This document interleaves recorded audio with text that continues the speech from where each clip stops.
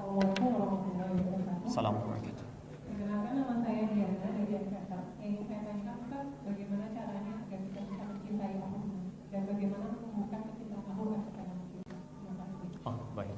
Bagaimana menumbuhkan kecintaan kepada Al-Quran? Baik, yang pertama tadi? Yang pertama, Ustaz. Yang kedua, bagaimana menumbuhkan kecintaan terhadap Al-Quran kepada anak? Oh, Al-Quran pada anak. Baik. Bagaimana menumbuhkan kecintaan kita kepada Al-Quran? Pertanyaan yang sangat bagus. Ada beberapa turunan di ayat-ayat Al-Quran. Saya turunkan dulu. Satu, Quran surah ke-96 ayat yang pertama. Kedua, Quran surah ke-54 ayat ke-17, 22, 32, 40. Kemudian saya hapus dulu yang ini. Selanjutnya 3, ini alasan yang paling kuat nanti oleh Al-Quran disampaikan. Quran surah ke-35 ayat 32 sampai dengan 33. Kemudian yang keempat yang paling menguatkan, Quran surah ke-13 ayat 23 sampai dengan 24. Dan selanjutnya untuk kemudahannya di Quran surah 75 ayat 16 sampai 18. Oke. Saya mulai dari pertengahan dulu. Khairul umur awsatiha.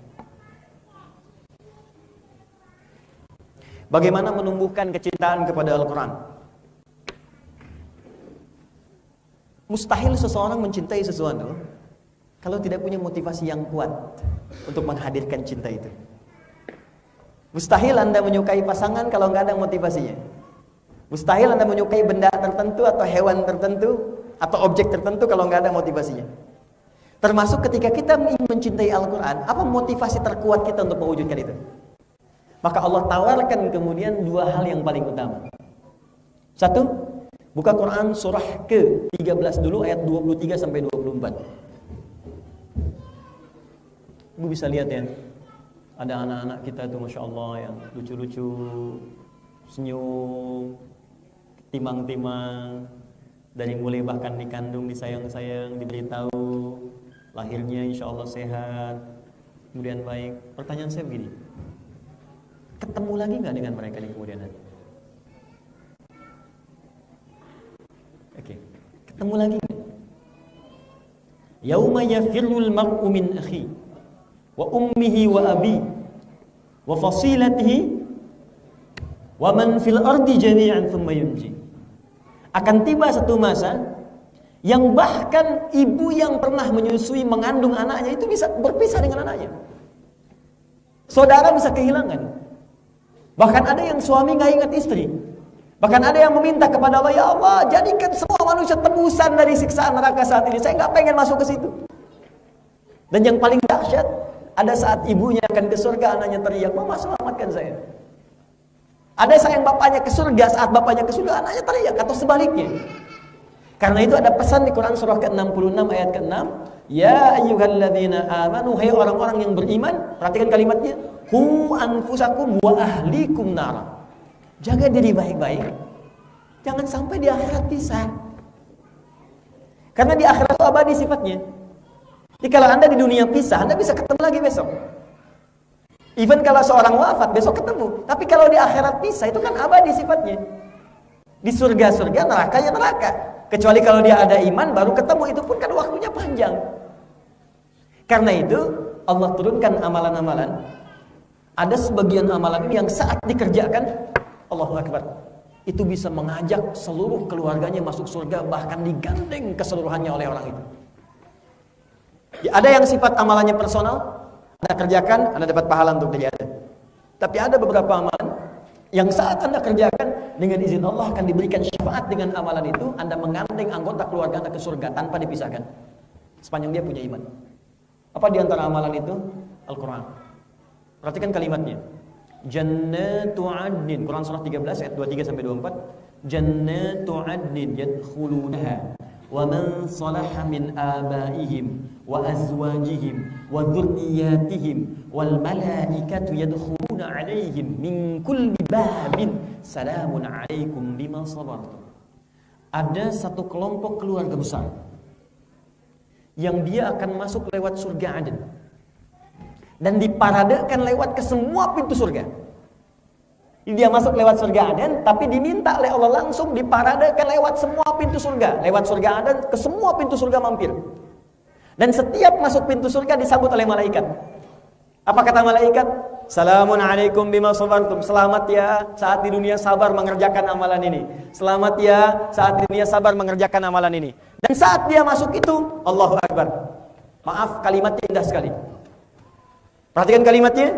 Wa man sholaha min abaihim, dia mampu menggandeng bapak ibunya yang soleh. Jadi anak ini masuk ke surga itu disiapkan oleh bapak ibunya. Bapak ibunya belum tentu sempurna mengerjakan amalan ini, cuman anaknya karena dorongan bapak dan ibunya difasilitasi mengerjakan amalan dengan sempurna, dan dia menggandeng bapak ibu, dia balas bapak ibu, dia bawa tuh. Bahkan kalau Anda buka hadis At-Tirmidzi, ya, nomor hadis 2915. Di At-Tirmidzi, nama aslinya Muhammad, tumbuh di Tirmidzi, dikenal dengan At-Tirmidzi. Itu amalan ini satu-satunya amalan yang menjadikan seorang anak saat mendapatkan pahalanya itu diminta oleh Allah langsung memberikan mahkota di kepala kedua orang tuanya. Jadi begitu akan naik, amalan ini berkata, Allahumma halli, ya Allah, tolong bedakan dia yang beramal denganku dengan amalan lain. Tolong berikan perhiasan di kepalanya. Fayulbasu ilaihi tajul karamah, maka dipakaikan di kepalanya mahkota kehormatan. Ketika dipakai, kata Allah, dipanggil orang tuanya yang saleh. Ketika dipanggil, pakaikan mahkota itu di kepala kedua orang tua. Maka dipakaikanlah yang cahayanya lebih terang dibandingkan semua sinar matahari yang masuk ke dalam ruangan kita. Amalan itu, amalan Al-Quran. Kalau dia menikah, wa azwajihim. Kalau suami yang kemudian cinta Al-Quran, di sini yang dimaksudkan bukan hafal ya, tapi orang yang cinta Al-Quran. Itu dibagi tiga. Dibagi tiga. Satu, orang yang rajin membaca Al-Quran walaupun belum punya kemampuan menghafal yang sempurna, tapi dia senang baca. Dan dia nggak mau kehilangan bacaan dalam sehari. Kadang-kadang punya bacaan wirid tertentu. Anda kalau buka kitabnya Imam An-Nawawi, beliau punya kitab pertama namanya At-Tibyan fi Adab Hamalatil Quran. Anda googling At-Tibyan An-Nawawi, Anda keluar nanti kitabnya, tinggal dibaca. Al-Arba'in itu kitab kedua, 42 hadis. Riyadhus Shalihin 1896 hadis, kitab ketiga. Al-Minhaj belakangan. At-Tibyan halaman 52 terbitan Darun Nafais. Itu disebutkan oleh beliau kebiasaan orang-orang salaf dulu. Sampai sahabat Nabi itu jangan dipahami semua hafal Quran, tidak. Semua itu mereka mengkaji Quran, bahkan yang rajin banyak yang membaca, baca. Ada yang punya kebiasaan baca setiap sebelum tidur. Ada yang Al-Mulk sebelum tidur, ada yang Yasin, ada yang surah Al-Waqi'ah, ada yang biasa baca Al-Baqarah sebelum tidur. Bahkan saking cintanya dengan Al-Baqarah, Allahu Akbar. Pernah satu kali beliau tertidur nggak sempat baca, tiba-tiba di pertengahan malam bangun, kaget. Kata temannya, "Mabika, kenapa engkau?"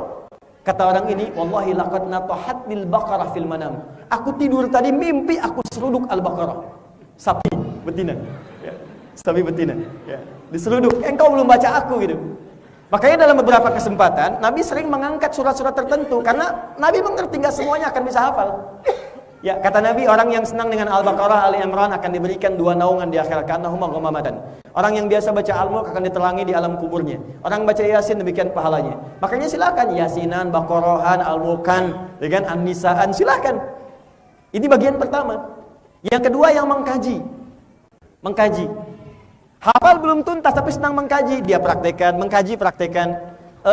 Kata Abu Abdurrahman As-Sulami, hadisnya di Al-Bukhari, dari Abu Abdurrahman As-Sulami menerima dari Uthman bin Affan, dari Ali bin Abi Thalib, dari Nabi sallallahu alaihi wasallam, "Khairukum man ta'allama al-Qur'ana wa 'allamah." Orang hebat, orang baik di antara Anda adalah orang yang mampu mengkaji Al-Qur'an dan mengamalkannya. Nah, kata Abu Abdurrahman As-Sulami, sepanjang saya hidup, saya banyak temukan di antara kalangan orang soleh itu, mereka banyak membaca, mengkaji, baru setelah itu mengamalkan, dan baru melompat kepada ayat setelahnya.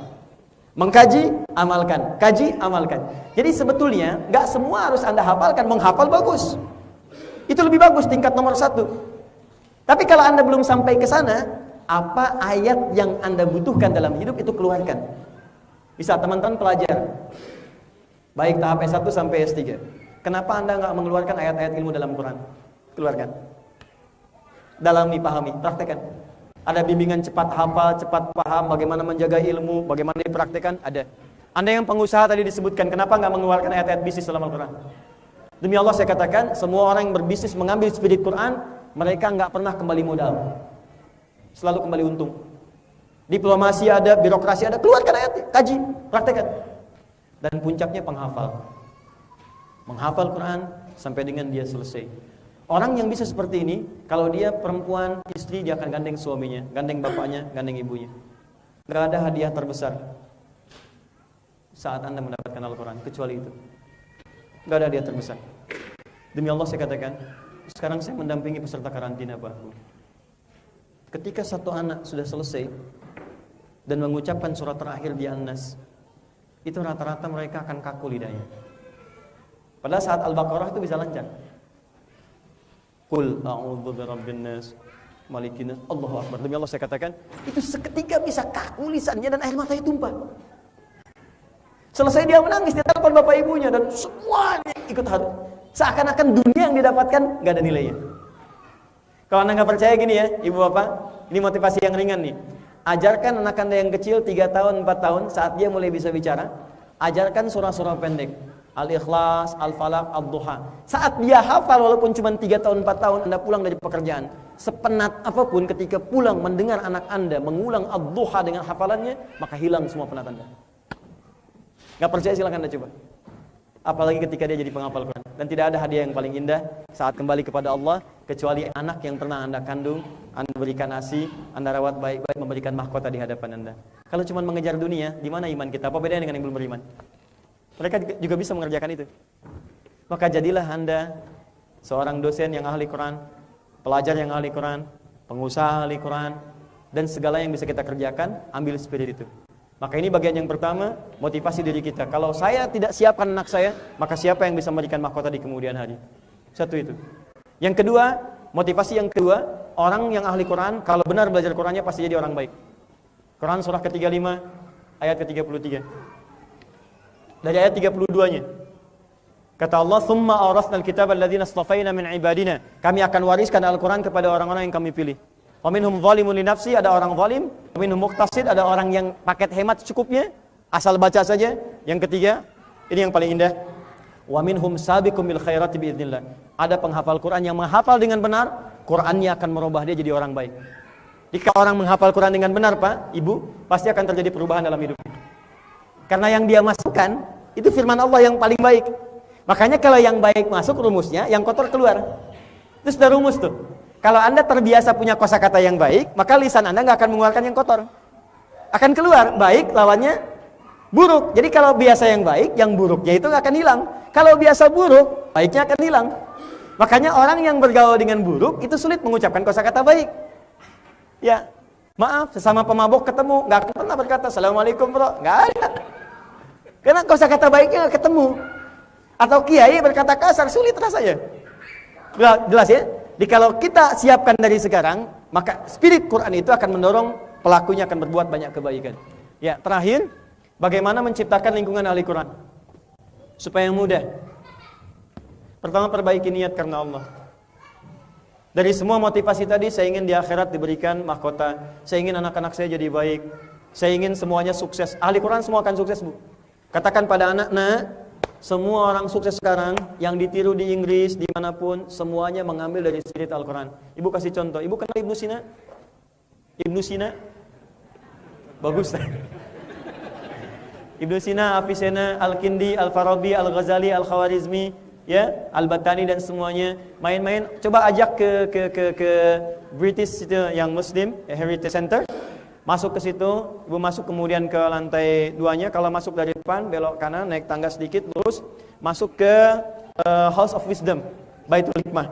Masuk ke situ, tunjukkan kepada dia semua karya yang pernah hadir sekarang. Sabun, kopi, sekolah modern, pensil, kotak pensil, penemuan, jam dan sebagainya. Tunjukkan, suruh baca di situ. Ternyata semua pelopornya orang Islam. Orang Islam, abad ke-7, abad ke-8. Temukan semuanya. Ada semua catatannya. Pertanyaannya, siapa mereka itu? Al-Kindi, Al-Farabi, Al-Ghazali, Al-Khawarizmi dan sebagainya. Ternyata orang-orang ini dididik oleh orang tuanya dari sejak dulu dengan 2 didikan utama. Satu, sholat yang bagus. Yang kedua, Quran. Quran. Dan sekarang sudah ada penelitian. Orang yang hafal Quran, kalau hafalnya benar, maka kecerdasannya akan meningkat 3 kali lipat dari biasanya. Ya, Saya sekarang sedang punya proyek meng-MRI otak penghafal Quran dengan ahli neuroscientific, ahli saraf. Ya. Jadi kita sedang MRI otak penghafal Quran itu, kok bisa bagaimana cepat menghadirkan memori yang didapat, ingatan yang didapat. Biasanya kan gini, setiap hari kan kita dapat masukan informasi. Dari yang dilihat langsung terekam, yang didengar langsung masuk. Tapi ketika diminta itu, keluarnya lambat. Masih ingat 2 hari lalu apa yang dikerjakan pada jam 7 pagi? Dipikir dulu kan? Padahal sudah masuk kan? Tapi lihat bagian yang paling dahsyat. Coba teruskan ayat ini. Qul huwallahu. Wow. Sepersekian detik bisa keluar. Kok bisa? Coba. Setelah bismillahirrahmanirrahim, tuh, saking cepatnya ketawa gitu. Cepat banget gitu kan. Itu kan kapan dimasukinnya, tapi bisa keluar dengan cepat. Makanya kita coba MRI, ini masuknya lewat mana, disimpan di mana, cara keluarnya seperti apa. Dan diperiksa kemudian untuk membuat sebuah metode bagaimana menghafal dengan cepat sesuai dengan hafalan konteks Al-Quran tadi.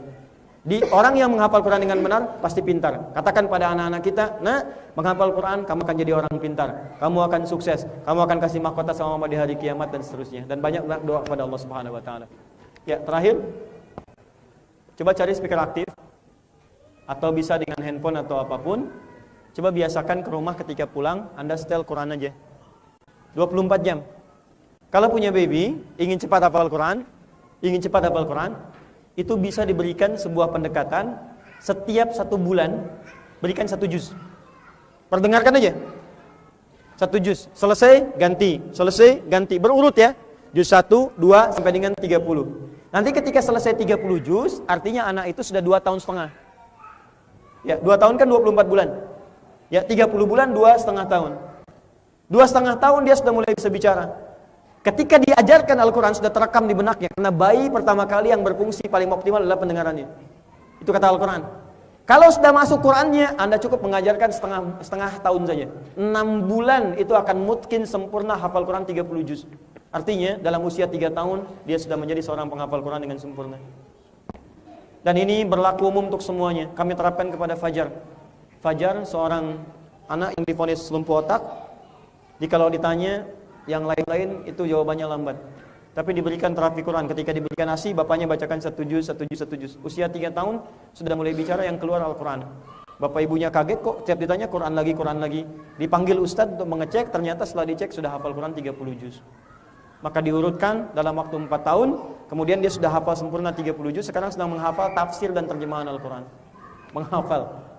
Dan ini ditiru oleh orang keluarga di Lombok, dipraktikkan yang kemarin di Hafidz Indonesia. Dan berhasil juga dengan kasus yang sama, tanpa batas. Dan ada keindahan tersendiri dalamnya. Allah Ta'ala alam bis-shawab.